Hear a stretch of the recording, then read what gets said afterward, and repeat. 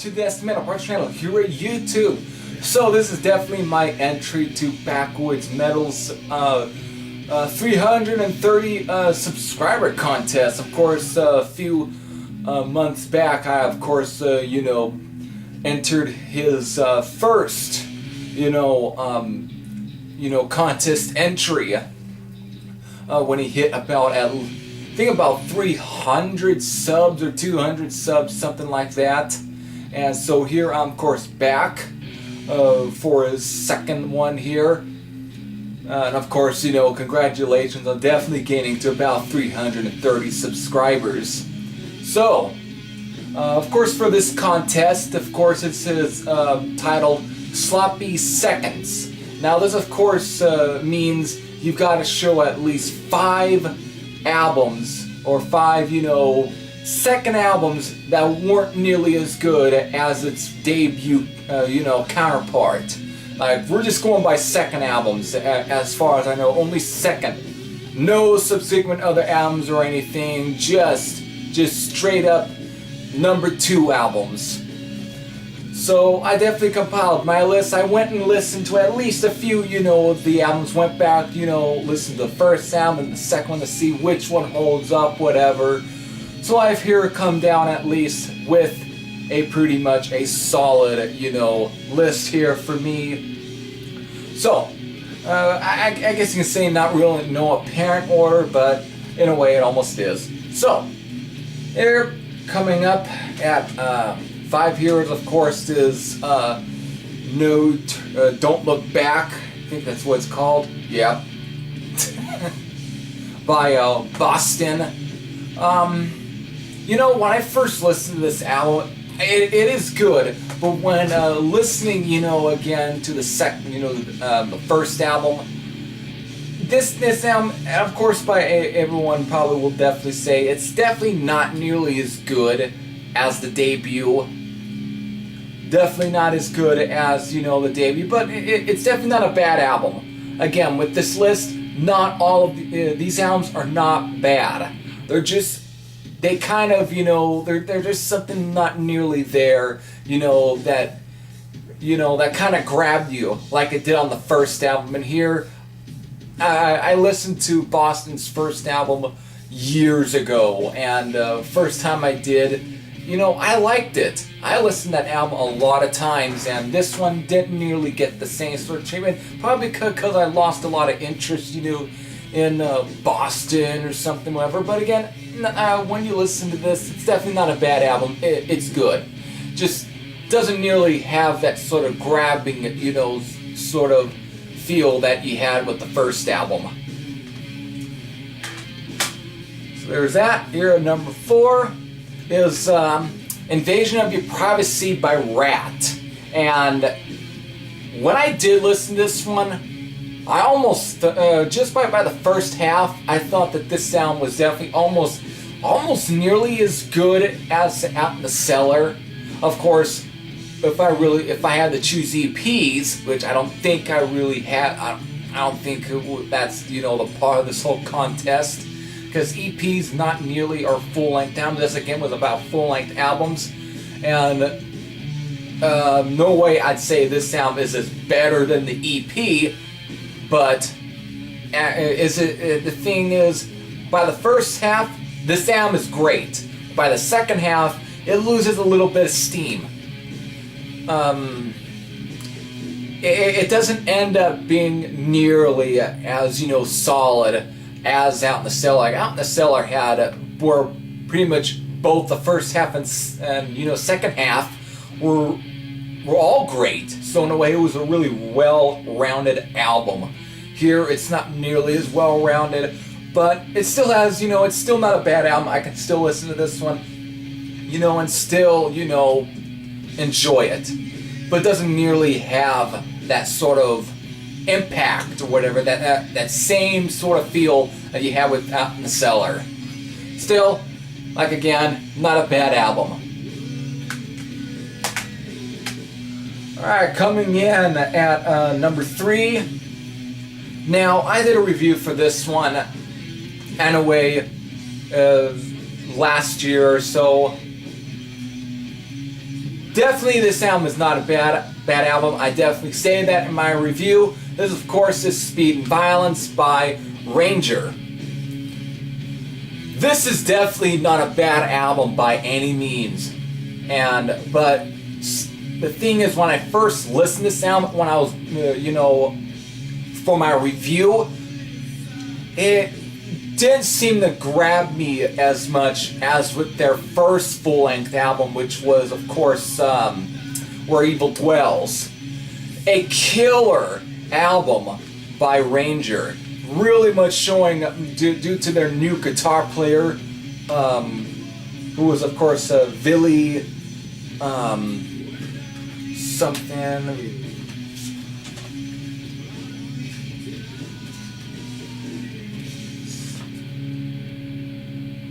There we go. Yeah, just Billy, which is, I'll show you the guy. Right there, that dude, who of course came in, I think, pretty much for the Where Evil Dwells album, and they definitely kind of brought in a little more, a kind of almost a U.S. power metal feel to it. Like you can hear a bit of Hellstar in their sound. And of course, Agent Steel was definitely one of the, influence as well. They kind of brought in a bit of that as well. Of course, there is that apparent Exciter influence, but Exciter are definitely not a U.S. power metal band, even though back in the 1980s, Dan Beehler almost pretty much considered his music to be power metal. But of course, by today's standards, Exciter's music doesn't really come close to what is now considered power metal. But still, there was definitely a little bit of that influence. And there still is some of that influence, but I think they definitely kind of wanted to almost go a little bit back to their early demo stuff, almost their earlier, like the EP, or in some cases a bit, but kind of, sort of, I guess, forgetting what really made those early stuff nearly as good, good or whatever. This album, not a bad album by any means. I do like this album. I just think it's not nearly as good as Where Evil Dwells. Just, even though it is a good album, but again, not nearly as good. And of course, I'll definitely link you to my, to my review to that if you want to check it out. But still, Speed and Violence by Ranger, yeah, really not a bad album. Now, this one coming at number 2, this one's going to surprise you a bit. This album was very much liked by everyone, including me, back in when this came out, which of course was in 2015. This is going to be shocking. Not by saying that this is a bad album. This is a great album, and by all means, it's a great album. As of course is Desecrator by Ambush. When I first listened to this album, when I was putting my review up, back in 2015, of November or December of that, I liked it.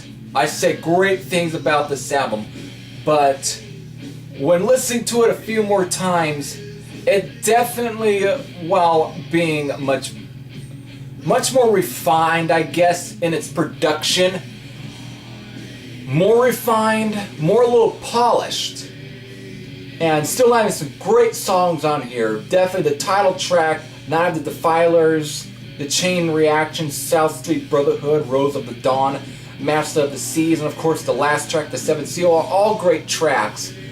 But Possessed by Evil and the song Faster don't seem nearly as much to grab me as did, with, their first album, Firestorm.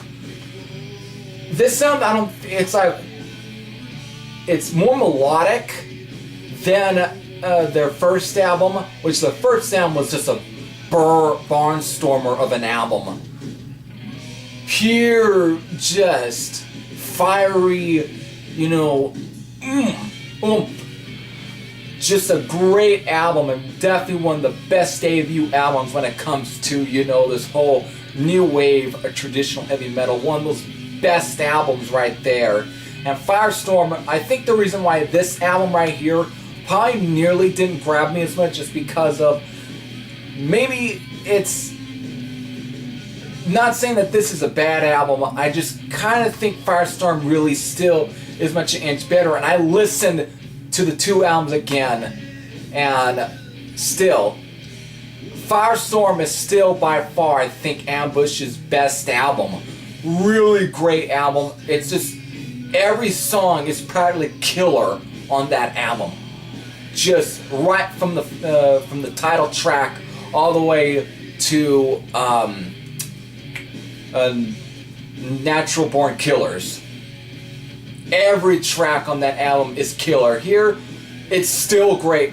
It's just, I think because of the song Faster, I think it kind of shows that they kind of were a little bit losing a little bit of steam in terms of writing, but not to really badmouth this album. Still, it's definitely a good album. It definitely showed more progression in terms of writing, I guess, in some ways. But I think losing that sort of real grab you by the jugular sort of feel that Firestorm had, which is a great album. So is this one, but again, not nearly as, you know, just not nearly as grab you by the jugular as with Firestorm. Still, not a bad album.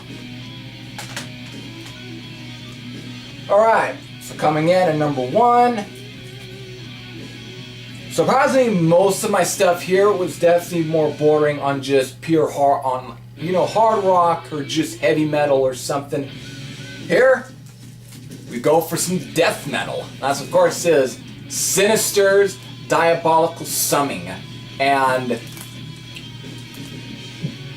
this album is a great, this was, of course, their follow-up album to their first album, which was titled Cross the Styx, which, of course, is this one right here. Just a killer death metal album. These guys, of course, are a Dutch band. I definitely kind of mentioned some of these guys in a really older video of mine. Definitely, I did one for like, you know, death metal or metal, I think, from like the Netherlands, whatever. And of course, I might have talked about these guys in my, you know, extreme metal video, which I'll link you to as well. But this album right here, while definitely a good album by Sinister, definitely a good follow-up album, but I don't think it's nearly as good as Cross the Styx. Cross the Styx was just, if there was anything such as Teutonic death metal, Sinister's Cross the Styx would definitely be one of those catapult type of albums, you know, one of those albums that really would fit that.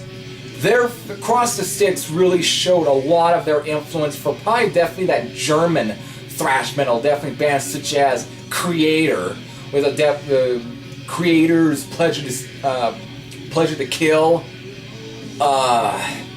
you know, Sodom, stuff like that, or maybe Destruction, Death Row, Violent Force, just that whole German thrash metal sound was definitely mixed in with their brand of death metal. And I think Sinister were kind of better than any of the bands that were coming out of Florida in ways.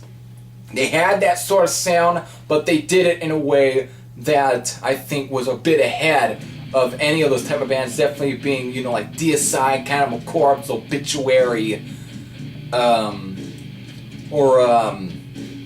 you know, Malevolent Creation or something like that, you know, just some of those bands. I think these guys had that similar, but I think these guys were almost better than some of those bands. But this album, definitely not bad. There is definitely some great tracks on here. The first track, Sadistic Intent, is a great track. Real strong, but with that sort of, you know, bass line, whatever, before, you know, kicking into definitely some very mid-pace sort of, you know, real crunchy sort of, you know, metal. death metal at least, but it misses to me it misses a bit of that sort of impact that Cross the Sticks gave me, probably because I listened to Cross the Sticks first before listening to this album. This was like back in 2011. Cross the Sticks is just a killer album from start to finish. Just the beginning of that sort of roller coaster, like carnival, like, you know, intro for that album.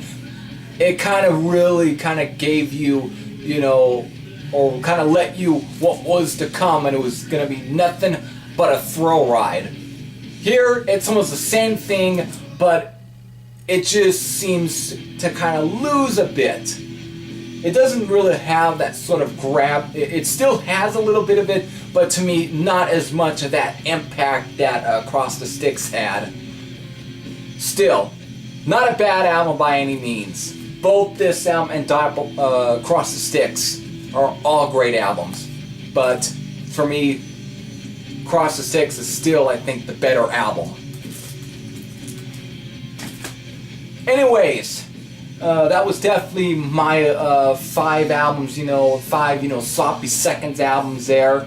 Still, not all bad albums. Not really all. So, anyways, definitely congratulations on gaining 30 subs. Congratulations, man. You deserve it. Definitely check out his channel if you have not, which if you are subscribed to me, you should be at least subscribed to his channel. So, until then, this is Heavy Thrasher saying I'm out.